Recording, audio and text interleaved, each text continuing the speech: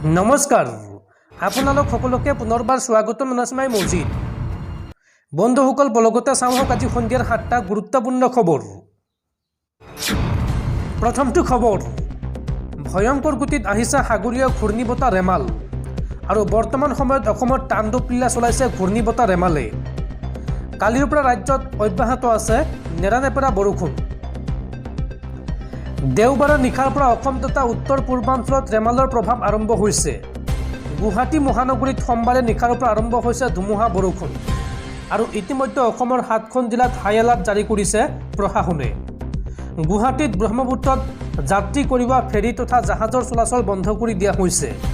মঙলবাৰে গুৱাহাটী আৰু উত্তৰ গুৱাহাটীৰ মাজত জল পৰিবহণ সেৱা বন্ধ থাকিব। সেইদৰে ব্ৰহ্মপুত্ৰ নৈৰ লগতে আন খাল বিল নৈসমূহত নাও চলাচল আৰু মাছ ধৰা আগন্তুক 72 ঘণ্টাৰ বাবে নিষিদ্ধ কৰা হৈছে। সোমবাৰে সন্ধিয়াৰ পৰা ৰাজ্যখনৰ ঠায়ে ঠায়ে প্ৰবল বতাহ বৰষুণ অব্যাহত আছে। আনহাতে যোৱা নিশাৰ পৰা ৰাজ্যৰ প্ৰায়বোৰ জিলাতে বিদ্যুৎ যোগান ব্যাহত হৈ পৰিছে। ইপিনে প্ৰতিকূল বতৰৰ বাবে ৰাজ্যখনৰ বিভিন্ন প্ৰান্তত বিদ্যালয়সমূহ প্ৰশাসনে বন্ধ ঘোষণা কৰিছে। ৰাজ্যৰ কেইবাখনো জিলাৰ লগতে গুৱাহাটী মহানগৰীত বহুকেইখন বিদ্যালয় মঙলবাৰে বন্ধ ঘোষণা কৰিছে যদিও বহুকেইখন বিদ্যালয় খোলাও ৰখা হৈছিল। গুৱাহাটী মহানগৰীত নিশা হোৱা ধুমুহা বৰষুণৰ ফলত ৰাস্তাত থকা কেইবাখনো গাড়ীৰ ওপৰত গছৰ ডাল ভাঙি পৰি ক্ষতিসাধন হোৱা দেখা গৈছে। বহু ঠাইত টিনৰ চালি উৰুৱাই নিয়াৰ ঘটনাও সংঘটিত হৈছে। ইপিনে সম্ভাৱ্য বিপৰ্যয়ৰ সম্ভাৱনীয়তাৰ প্ৰতি লক্ষ্য ৰাখি বিপদগ্ৰস্ত লোকসকলক তাৎক্ষণিক সহায়ৰ বাবে 03624100 অথবা 9387893394 নম্বৰত যোগাযোগ কৰিবলৈ আহ্বান জনাইছে অসম চৰকাৰে। পৰৱৰ্তী খবৰ, নিৰ্বাচনী ভাষণত মিছা কথাৰে গৌতম আদানীৰ ভাৱমূৰ্তি নষ্ট কৰাৰ ষড়যন্ত্ৰ আৰু এই সন্দৰ্ভত কংগ্ৰেছ নেতা ৰাহুল গান্ধী আৰু প্ৰধানমন্ত্ৰী মোদীৰ বিৰুদ্ধে আদালতত তোলা হ'ল গোচৰ। সুৰজিৎ সিং যাদৱে কংগ্ৰেছ নেতা ৰাহুল গান্ধী আৰু প্ৰধানমন্ত্ৰী নৰেন্দ্ৰ মোদীৰ বিৰুদ্ধে আদানী গোট আৰু ইয়াৰ প্ৰমোটাৰ গৌতম আদানীৰ বিৰুদ্ধে দিয়া বক্তব্যক লৈ দিল্লীৰ আদালতত গোচৰ তৰিছে। এই গোচৰত আদালতে ৰাহুল গান্ধী আৰু মোদীক কোনো ভিত্তি নোহোৱাকৈ আদানী গোটৰ কোম্পানীসমূহৰ প্ৰমোটাৰক মিছা অভিযোগ উত্থাপন কৰি মিছা আৰু বিভ্ৰান্তিকৰ বক্তব্য দিয়াৰ পৰা বিৰত থাকিবলৈ কয়।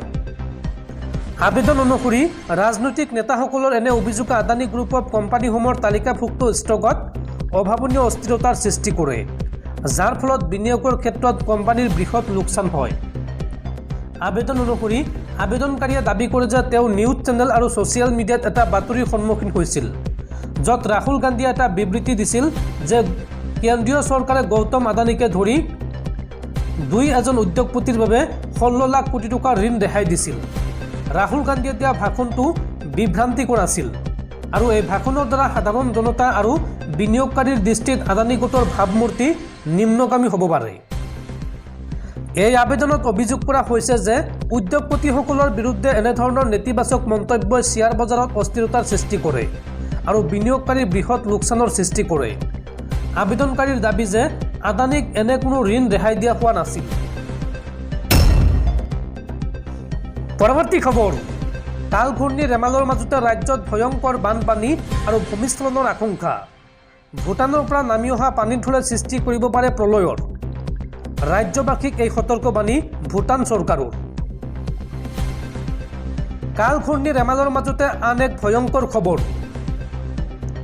ভূটানৰ পানীয়ে ৰাজ্যত সৃষ্টি কৰিব পাৰে ভয়ংকৰ বান আৰু ভূমিস্খলনৰ।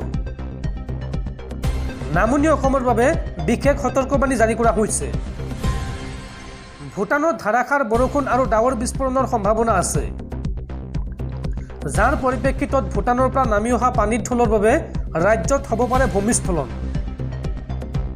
এই সন্দৰ্ভত ভূটান চৰকাৰে জাৰি কৰিছে সাৱধানবাণী।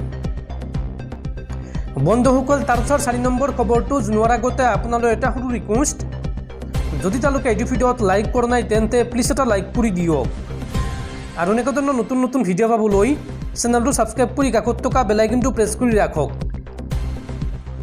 পৰৱৰ্তী খবৰ, ঘূৰ্ণীবতাহ ৰেমালক লৈ ৰাজ্যবাসীলৈ এইবাৰ জৰুৰী আহ্বান মুখ্যমন্ত্ৰী হিমন্ত বিশ্ব শৰ্মাৰ। হিমন্ত বিশ্ব শৰ্মাৰ মন্তব্য, জৰুৰীকালীন কাম নাথাকিলে আপোনালোকে ঘৰৰ পৰা নোলাব, কিয়নো ৰাজ্যত অব্যাহত থাকিব ধুমুহা বৰষুণ। ৰাজ্যবাসীক এই আহ্বান জনাইছে মুখ্যমন্ত্ৰী ডক্টৰ হিমন্ত বিশ্ব শৰ্মাই।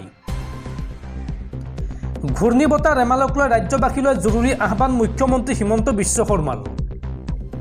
জৰুৰীকালীন অৱস্থাৰ বাদে ঘৰৰ পৰা বাহিৰলৈ নোলাব। ৰাজ্যত ধুমুহা বৰষুণ অব্যাহত থাকিব বুলি আশংকা কৰা হৈছে। উল্লেখযোগ্য যে নিশাৰ পৰা ৰাজ্যত অব্যাহত আছে প্ৰচণ্ড ধুমুহা বৰষুণ। ৰাজ্যবাসীক এই বুলি সতৰ্ক কৰি দিলে মুখ্যমন্ত্ৰী ডক্টৰ হিমন্ত বিশ্ব শৰ্মাই। পৰৱৰ্তী খবৰ, ঘূৰ্ণীবতাহ ৰেমালৰ মাজতে জিঅ'ৰ নেটৱৰ্কে হাৰাশাস্তি কৰিছে জনতাক। ৰাজ্যত অচল হৈ পৰিছে ইণ্টাৰনেট সেৱা আৰু ফোন কল। আপোনাৰ অঞ্চলতো কাম কৰা নাই নেকি জিঅ'ই? আপুনি জনাব পাৰে কমেণ্ট বক্সত। ঘূৰ্ণীবতাহ ৰেমালৰ মাজতে কাম দিয়া নাই জিঅ'ৰ নেটৱৰ্কে। ফোন কল আৰু ইণ্টাৰনেট সেৱা বন্ধ হৈ পৰিছে জিঅ'ৰ। ৰাজ্যৰ ভিন্ন অঞ্চলত পুৱাৰৰ পৰা কাম কৰা নাই জিঅ'ৰ নেটৱৰ্কে। সমস্যাত পৰিছে জিঅ'ৰ লাখ লাখ গ্ৰাহক। ঘূৰ্ণীবতাহ ৰেমালৰ মাজতে জিঅ'ৰ শোচনীয় অৱস্থা। পৰৱৰ্তী খবৰ, সাৱধান ৰাজ্যবাসী। খুলি দিয়া হ'ল কাৰ্বি লাংপি জলবিদ্যুৎ প্ৰকল্পৰ 4খনকৈ গেট। সুৰা সুৰা নামি আহিছে পানী। ঘূৰ্ণীবতাহ ৰেমালৰ বাবে উফন্দি উঠিছে জলবিদ্যুৎ প্ৰকল্পটো। আৰু এতিয়া নৈপৰীয়া ৰাইজক সতৰ্ক হৈ থকাৰ বাবে এলাৰ্ট জাৰি কৰা হৈছে। এই পানীয়ে যিকোনো মুহূৰ্তত মধ্য অসমত চলাব পাৰে ধ্বংসলীলা। মধ্য অসমৰ জনতাৰ বাবে জৰুৰী খবৰ, খুলি দিয়া হৈছে কাৰ্বি লাংপি জলবিদ্যুৎ প্ৰকল্প।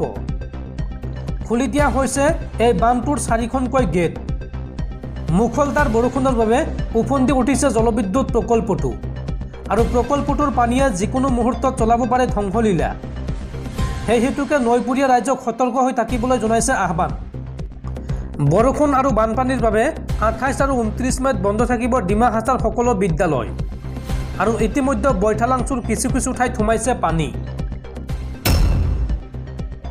পৰৱৰ্তী খবৰ, ৰাজ্যত পুনৰ দলবদ্ধ ধৰ্ষণ কাণ্ড। এইবাৰ চতিয়াত কিশোৰী প্ৰেমিকাক দলবদ্ধ ধৰ্ষণ, প্ৰেমিক আৰু 2 সতীৰ্থৰ। দেওবাৰে সংঘটিত হৈছিল এই জঘন্য কাণ্ড। ঘটনা সন্দৰ্ভত কেইবাজনক গ্ৰেপ্তাৰ। চতিয়াত সংঘটিত হৈছে এক জঘন্য কাণ্ড। কিশোৰী প্ৰেমিকাক সাংস্কৃতিক অনুষ্ঠান চাবলৈ মাতি নি সংঘটিত কৰিলে দলবদ্ধ ধৰ্ষণ। প্ৰাপ্ত খবৰ অনুসৰি দেওবাৰে চতিয়াৰ ঘিলাদাৰী বাগানত আছিল এক সাংস্কৃতিক অনুষ্ঠানৰ কাৰ্যসূচী। আৰু এই সাংস্কৃতিক অনুষ্ঠান চাবলৈ মনোজ তাছা নামৰ এজন যুৱকে তেওঁৰ কিশোৰী প্ৰেমিকাক লগত লৈ যায়। বালিচাং আৰক্ষী চকীৰ অন্তৰ্গত নাখৰণিৰ এই কিশোৰীগৰাকীক নিশা প্ৰেমিক মনোজ তাছাই আন 2জনৰ সৈতে মিলি দলবদ্ধ ধৰ্ষণ কৰে। ভুক্তভোগী কিশোৰীগৰাকীৰ ভাষ্য অনুসৰি নিশাৰ অনুষ্ঠান চাবলৈ যোৱাৰ সময়ত এটা পৰিত্যক্ত গৃহত তিনি পাখণ্ডই সংঘটিত কৰে এই অপকৰ্ম। আৰু ইতিমধ্যে আৰক্ষীয়ে মনোজ তাছাৰ লগতে নিপু তাছা আৰু সুশীল পান তাঁতী নামৰ আন 2 দুৰ্বৃত্তকো আটক কৰিছে। পৰৱৰ্তী খবৰ, তাজ হোটেল আৰু মুম্বাইৰ বিমানবন্দৰ পুনৰ বোমাৰে উৰুৱাই দিয়াৰ ভাবুকি দুৰ্বৃত্তৰ। যাৰ পৰিপ্ৰেক্ষিতত কটকটীয়া কৰা হৈছে নিৰাপত্তা ব্যৱস্থা। পুনৰ এবাৰ ভাবুকি আহিল মুম্বাইৰ প্ৰসিদ্ধ তাজ হোটেল আৰু ছত্ৰপতি শিৱাজী আন্তৰ্জাতিক বিমানবন্দৰলৈ। সোমবাৰে পুৱা 11 বজাত মুম্বাই আৰক্ষীলৈ তাজ হোটেল আৰু ছত্ৰপতি শিৱাজী আন্তৰ্জাতিক বিমানবন্দৰ বোমাৰে উৰুৱাই দিয়াৰ ধমকিৰ আহিল এটা ফোন কল। ইয়াৰ পিছতে বিমানবন্দৰ আৰু পঞ্চতাৰকাযুক্ত তাজ হোটেলসহ মুম্বাই চহৰত সতৰ্কতা জাৰি কৰা হয়। ইয়াৰ সমান্তৰালকৈ চহৰখনৰ বিভিন্ন স্থানত তালাচী অভিযানো সক্ৰিয় কৰি তোলা হয়। বিশেষকৈ তাজ হোটেল আৰু বিমানবন্দৰৰ নিৰাপত্তা ব্যৱস্থা অধিক কটকটীয়া কৰি তোলা হয়। অৱশ্য আৰক্ষীয়ে কোনো সন্দেহজনক লোক বা সন্দেহজনক সামগ্ৰী উদ্ধাৰ কৰিবলৈ সক্ষম হোৱা নাই। অজ্ঞাত লোকৰ পৰা লাভ কৰা সেই নিৰ্দিষ্ট ফোন কলৰ সন্দৰ্ভত মুম্বাই আৰক্ষীয়ে এক গোচৰ ৰুজু কৰি তদন্ত আৰম্ভ কৰিছে।